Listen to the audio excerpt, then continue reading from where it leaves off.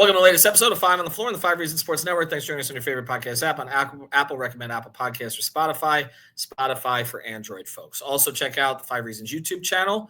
Content all around the South Florida sports spectrum. Off the Floor, we recommend you subscribe, $2.99 per month. Cancel at any time. Link in the description. We'll bypass the Apple upcharge. Do it from your laptop. Get access to 10 different channels. We take everything good from Twitter. We put it there, the place for the most heat, information, and conversation, plus the host updates. And a lot of stuff I'm not putting on Twitter anymore. It's here. So check it out. It's Off the Floor. That's our Discord server. We're nearing 700 paid subscribers, so we appreciate all of you. Join the most dedicated Heat fans anywhere. Also, check out Prize Picks. Use the code 5, FIVE, WNBA, MLB, All-Star Games. Lots to play on there. Check it out. Use the code 5, FIVE. Put down your $5.50 to play right away. And now, today's episode.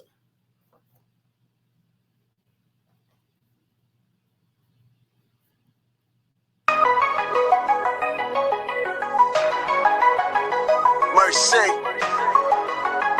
luxurious, Heat Nation, yeah, Mercy and Lago, down to Biscayne, yay, five on the floor, ride for my dogs, where here's the thing, you can check the score, hustle hard, couple scars, wearing bubble frogs, down to Biscayne. Kept the floor playing, got it all band. Y'all seen the block, stop with one hand. And Pat we trust, it's power, have the guts. We're here to bring the heat, y'all can hang it up. Welcome to Five on the Floor, a daily insider show on the Miami Heat and the NBA, featuring Ethan Skolnick, Greg Sylvander, Alex Toledo, Brady Hawk, and others from the Five Reasons Sports Network. Also, make sure to subscribe to Off the Floor for the most heat anywhere.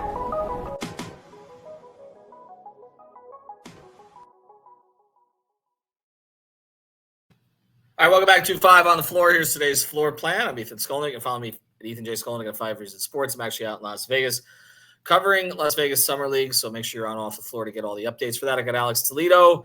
He's not in Las Vegas. You can follow him at Tropical Blanket.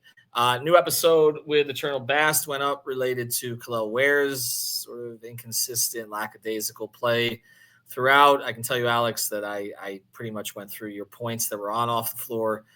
So everybody should listen to that. My overall point on that, before we get to today's topic, which is going to be Andrew Wiggins, is I would not gift him a starting job, and I don't think they will. I would have him come to camp and earn that job, even if Bam wants to play with a true five, so to speak. I just think the effort needs to be more consistent. Are you in agreement with me on that part of it before we get to Andrew? Yeah, for sure. But to me, like, effort almost kind of puts everything into one box with him, where it's like the effort is a part of it because that is like a piece of everything that's going on with him. But it's also like knowing, like, I until he shows me that he knows what he's supposed to be doing, it's hard for me to be like, well, he knows, he's just not trying. It's like, well, does he know? Because he's over here walking into screens. He's over here like not setting them very physically and trying to get to the roll sometimes without, like, it's one thing to sometimes like slip a screen because you think that's the right read. It's not, it's just a lot of times he's not even like, it's not he's slipping a screen. He's just not setting them properly. Like, it's just like he's trying to check off a box. And it's like, there's no point of that. The whole point of the screen is so that it's hard to get around you and you know, your teammate, you know, can get an advantage. And then on the other side of pick and rolls, like, he'll overcommit to the guard. It's the same stuff I was talking about last season with him. And then I feel like some people think I'm down on him because of that stuff. And it's like, to a certain degree, like, if other people are talking about him like this franchise pillar, like, that comes with a certain level of expectations. Like, and not only in Summer League, like, it's not just about like putting up numbers as a second-year player because you were a starter. It's like, are you fixing the stuff that you're supposed to be fixing? Are you working on that stuff? And I continue to see the same issues. Like, I already know he can go up there and finish a lob. I know that he can block shots. Right. Like, I don't need to see those two things anymore. I'm like, with you. It'd be nice if he put up big, like, huge stat games. Right. That's obviously a good thing, right? Like, you'd like to see that. The muscle stuff, right? Like, putting on weight, that's great. But putting on muscle, again, it's just, like, I need to see him do the stuff that he's supposed to be doing that are fundamental to being a big, fundamental to the role that he is playing, not like stuff that is winning stuff, and that's you know, and Spoelstra used to use a phrase. Well, I don't think he used it publicly, but he used it with me once on the side about Hassan. And I know we don't want to go all the way there, okay? But he said at the time when all the stuff was going on with Hassan that it's not that he doesn't play hard, it's that he doesn't play with. And I'm trying to figure out where I am with Ware on this, and we want to pivot to Wiggins, but I'm trying to figure out where I am with him because I don't know. The playing with, doing those things like helping your guards on screens, okay, or boxing out so somebody else can get a rebound. That's playing with stuff. Please box out. Like that right, is like right. That is That's playing with inexcusable. stuff. Right. And that it doesn't mean you're necessarily going to get the rebound, but it helps someone else get them.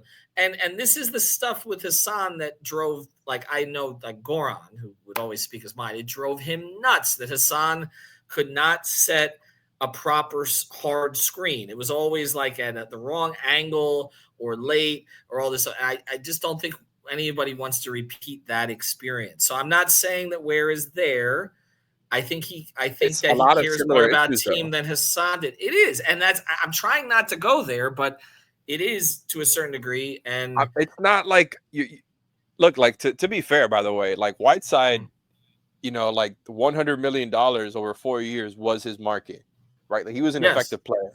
I just think like you say that name and it almost like all everybody remembers is because all anybody remembers is what happened after the money, and that's the thing. Now Ware hasn't gotten paid yet, but they have held him really out early. of trade conversations. Like it's not dooming his career. It's just objective to say like, hey, look, they're exhibiting some of the same issues. Now he has a lot of time to fix it, but like you wish, and I get it. It's summer league, like to a certain extent, it's human nature. He was literally a starter on, like technically a playoff team. But just in general, he was a starter, right? Like some people, it might be human nature to just feel like, you're kind of graduated past this process. Whereas a guy like Kel'el Ware is out there busting his ass every game. I know. Well, Spo pulled him off the court too in that playoff series, and there was a reason for that. And so I'm saying, do it right, do it hard, right? And he's got a pretty good mentor who he wants to play next to in the front court. Okay, who from the minute he came in, Bam attempted to do it right, do it hard. Okay, and that's that. You just want to see that all the time. All right, let's pivot quickly here, though, because I got a little bit of information last night. There's been these rumors that are out there about Andrew Wiggins, mostly been started by, I would say the rumors, the reports by Anthony Irwin, who covers the Lakers. He's been kind of on top of this from the beginning about these apparent negotiations, discussions between the Heat and the Lakers about Wiggins and whether it would be like Hachimura and filler, and then like what we've talked about, either a pick or connect, that the Heat might want both. By the way, I've never really gotten anything out of the Heat side about that specifically. This seems to all be coming from Laker reporters. Now, the Lakers have their own situation to deal with here, which is that, the franchise icon of the league, okay, doesn't seem to want to be there anymore. They don't seem to want him there, and I think that would come before any of this Andrew Wiggins stuff. But with all this swirling, I can tell you that the Heat have been pretty aggressive, saying they're not trying to trade Andrew Wiggins right now, and they expect him to be in training camp. So what do you make of that? Because we've talked about them continuing to refresh the roster. Wiggins is going to be 31 this year. He's making, $60 million over the next 2 seasons. He had a lot of moments with the Heat, the 42-point game, the 30-point game. He injured the ankle. We talk about sort of looking lackadaisical like Ware has. Wiggins looked like that throughout the entire playoff series. I know some of that's personality, but he didn't really look engaged. But he's also helped the team win a championship as its second or third best player. So where are you with Andrew Wiggins? Will you be disappointed if he's brought to training camp? Let me just leave it that way. No. Look, like I think he's a good player. I don't think he's somebody that you just have to like move with the urgency of like, hey, there's no way he should be on your roster next season. And I think that's kind of the way that the Heat are treating it. It's like we will move him for a good offer. And the fact that you keep hearing the first round pick stuff, again, it's coming out of like Lakers people, but I think it tracks. Like, I think that's more or less where his value's at. I think Wiggins is not a piece that they acquired, in the Jimmy trade to be like, hey, this guy is going to be here for the next 7 years or 5 years, whatever. I mean, he's like 30, so obviously he's not going to be here for 8 years or anything like that. But just in general, I just think this is the type of piece that could always be moved. right? And I think they are holding off on just moving it for whatever the best offer is now if they don't feel that offer is good. I feel like they think that having him not only as like a decent, pretty good player, by the way, I almost forget sometimes because I was pleasantly surprised with him, right? Like during the regular season, and not that this is a star you build around or anything like that, but I'm like, okay, he really is capable of giving you, like, he averaged like 19 or whatever for the Heat during the regular season when he did play. His stats were better. His stats were actually better than they've been in most of his previous seasons. He also missed a lot of time. Like we had the availability issue with Jimmy, and then he didn't play a lot. That was the other part of it. So I get it. Like I believe them to a certain extent, but it's also a very convenient answer, right? It's like like I believe that you want to see what it's like, especially now with Hero and Powell being like the main scoring threats. Maybe Wiggins comes down, as far as how much you need to rely on him, and maybe it looks a little cleaner, right? Maybe he looks more like Golden State Wiggins as opposed to Minnesota Wiggins, because they were kind of forcing him to last year. Somewhat like more, closer to that, right? And I think maybe he plays more games. Like I don't think those things are like crazy for the Heat to think that. Like let's, but I don't think it's because they are like, hey, this is the team that we're focusing on. Like this 5 right here is our 5. Like I think it's very much like a convenient answer, but it's also like, well, we don't really love the offers that are out there right now, right? Like I think like if the Lakers are not willing to give up a first, their best offer might surround like, Rui, Connect, and like 2 seconds and another salary filler. I don't know if the Heat want to do that. And like I like, for as much as I like Dalton Connect pre-draft, are you giving up the Wiggins piece, which could be used in a variety of different ways and different moves, right? Not to mention like the on the court stuff. Another team might want him at the deadline. Like, are you going to cash that in for Dalton Connect, who is not by any means like, this gem of a prospect, right? He's not a foundational piece. He could be part of a collective of young players that you have, and they don't have, and also they don't really have a young shooter in this group. Like we've talked about this group, and Connect would kind of serve that purpose. And he's kind of athletic, man. Like he doesn't always. He's not a bad player. He's not a great defender, and I think that just in general, I would much rather have the first round pick, especially considering the Heat's strategy of like, hey, the next time that somebody's out there that we feel is worth going all in for, we want to go all in. That requires more firsts to compete with other teams. So I absolutely, I don't think Dalton in 2 seconds, for as nice as those things may be, like make up for that. And I get why they like. There's other teams that could convince themselves. Again, like I brought up the Grizzlies the other day. Nobody, like, that's not like a rumor or anything like that. But like, they just acquired KCP, who wasn't great for the Magic, like was expected to be. They got a bunch of picks for Bane and have their own picks. Like, what if they cashed in one of those picks and KCP for Wiggins? The Bucks have been rumored for Wiggins for, an obvious, reasons. Like, it makes sense to hold on to that. Alex, here's the other part of it. We talk about the seconds. The seconds could have value if, say, you're trying to move Rozier for something else. Like, let's say, again, purely speculative, but there's still talk about the Bulls trying to move Vucevic, right? So this team clearly needs a big. Like, Vucevic would help, especially with what we're talking about with Ware, right?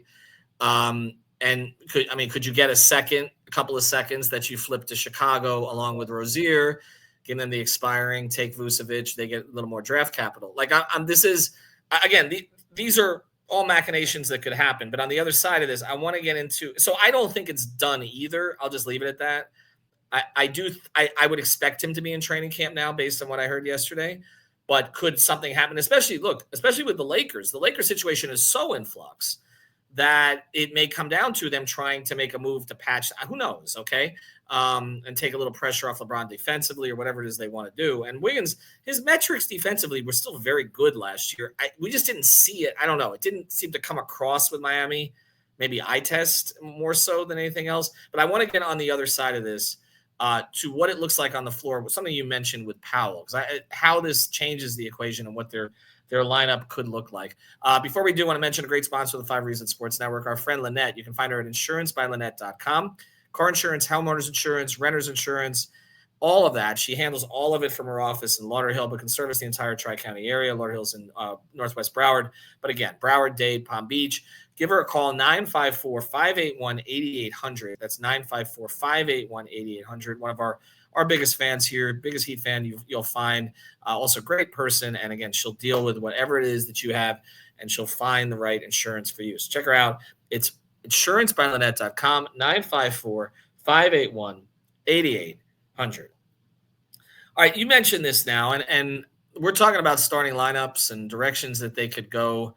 You're going to hopefully get a chance to talk to Eric Spoelstra more today. This podcast might actually post after we've done that. But he spoke pretty highly of Larson on his NBA TV interview that he did. And it does seem like they're grooming Larson for a rotation spot this year. We know Jaquez is still kind of in the mix. We'll see what he comes back as. And you've got Jovic, who, again, the extension possibility. And I mentioned I don't think it's a bad idea to pit him against Ware for a starting spot and see how that plays out. He did start the season next to Bam last year, and I don't think he was the huge problem. I think Rozier was the huge problem, but then it was Jovic that was pulled out of the starting lineup because the starting lineup wasn't working. And, of course, the Jimmy stuff that was going on. But as you look at Wiggins let's be clear. If Wiggins is here, he's starting. He's going to start at the 3. Okay, I don't think there's any question. He's going to start at a Jaquez or Larson or any of the others. I mean, he Can has I offer an alternative solution that nobody wants to hear, but that is technically a possibility? Putting him at the 4. Putting him at the 4, and Haywood Highsmith starts at the 3, or who's the 4? Who's the 3? And they really ties down. Well, I think there's a pot. Look, I said when Norm was acquired, I thought that they could continue to start Davion. Don't start Norm at the 3. You're too small. And then Norm comes off the bench, plays 35 minutes off the bench. He was 4th in 6th Man of the Year voting two of the past 3 seasons, not this past one where he started, obviously. But I don't think that's the worst solution, but I don't think it's what they're going to do. I think that they're going to start Norm with Tyler, and they're going to lean into this and see where it goes. Like they leaned into Rozier, although they've got a better player now to lead into it with than they did last year. But like them going like super small. Starting to Bam loses his mind. Like everybody wanted, you just go back to not only small ball, like, and we're not going Wiggins and Haywood. We're going Wiggins and Davion with Tyler and Powell. We're going extra small. That would be hilarious. That one I don't think they'll do it. Let's say they say somewhat traditional. Let's say Wiggins plays at the 3. Okay. Yeah. And let's say that you get your 2 best scorers on the floor at the same time, and you play hero with Powell. You try to have them play off of each other. Okay. And Tyler's going to have the ball in his hands a lot. In that case, my personal preference, Jovic starts at the 4. You let him handle some, and you get Tyler off the ball some. You get both Tyler and Powell off the ball some, and you split the ball handling duties a little bit that way. I don't want Wiggins handling a lot. I didn't like the way that looked last year. Get him on secondary actions, get him on cuts, get him to that mid-range. He has comfort in that area. He'll get to the line some, but that's what I prefer they do, and start Jovic at the 4. Do you see that as viable? And it does seem like Wiggins serves a purpose here because, like, you don't want either Norm nor Tyler, because Norm has not had great defensive metrics the past couple of years. You don't want – I think he'll be better in Miami, but you don't want either him or Tyler handling the best perimeter or best wing, right? So that's going to be Wiggins' job if he's here, right? So you start him, and then you hope Jovic can hold up defensively on the perimeter if he's got to go out there some, if he's the 4. Or, again, you'll have Ware to help clean things up and jump too soon and not protect the defensive rebounding. But what do you think? Where do you think they would go with it? What fits best with Wiggins? Honestly, since I have to say it, it really is a tough question because I'm just not sure. Like, I'm not sure what the right idea is to do with him, with this team specifically. Like, I think Tyler and Norm should be starters for as much as I get the 6-man resume that Norm has.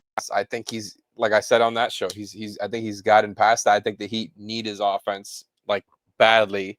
And I think they had to find a way to incorporate that, even if obviously you still get it with him coming off the bench. Like, he can still impact your offense in a big way.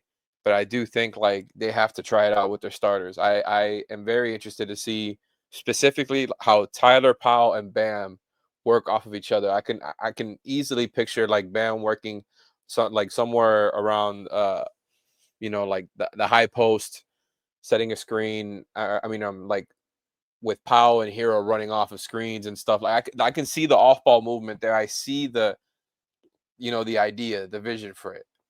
Where I don't see is how Wiggins fits into that sometimes. It's like, yeah, like he can fit in as like this player who can help plug in the gaps.